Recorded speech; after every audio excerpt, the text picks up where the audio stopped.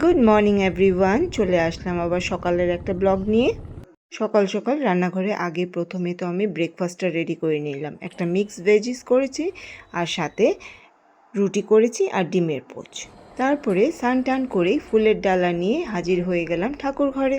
তোমরা জানো আমার ছেলের তো এক্সাম চলছে, তো আমি সব সময় এক্সামের দিনগুলো অ্যাটলিস্ট সকাল সকাল পুজোটা করেই ওকে নিয়ে বেরিয়ে পড়ি।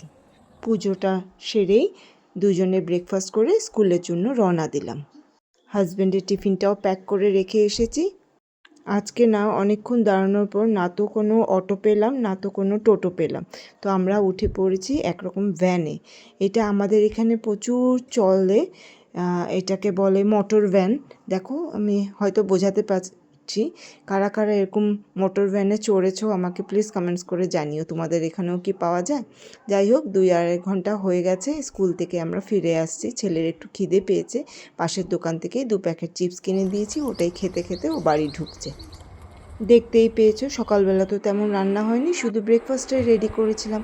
আসার পর দেখছি হাজব্যান্ড মাছ এনে রেখেছে, তাই মাছটা ভেজে ঝোলটা রেডি করে ফেললাম। এদিকে সাইড বাই সাইড আমি ভাতটাও বসিয়ে দিয়েছি। রান্না করতে করতেই দেখো হাজির হয়ে গেল আমার গুনু মাম্মা। সকাল সকাল তো ছেলেকে নিয়ে স্কুলে বেরিয়ে পড়েছিলাম, আমার দেখা পাইনি। আর যেই জানতে পেরেছে কি আমি চলে এসেছি বাড়িতে, দৌড়ে দৌড়ে চলে এসেছে। আমার মনটা যেমনই থাকুক, ও আসলে আমার মনটা সত্যিই খুব ভালো হয়ে যায়। ওকে না দেখলে যে আমারও ভালো লাগে না।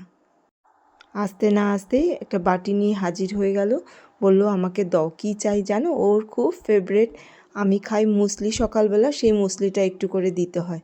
এই ছিল আমার সকাল থেকে দুপুর পর্যন্তর গল্প। আবার দেখা হবে নেক্সট গল্প নিয়ে। খাওয়া দাওয়া করার পর 1-2টা রিলও করলাম।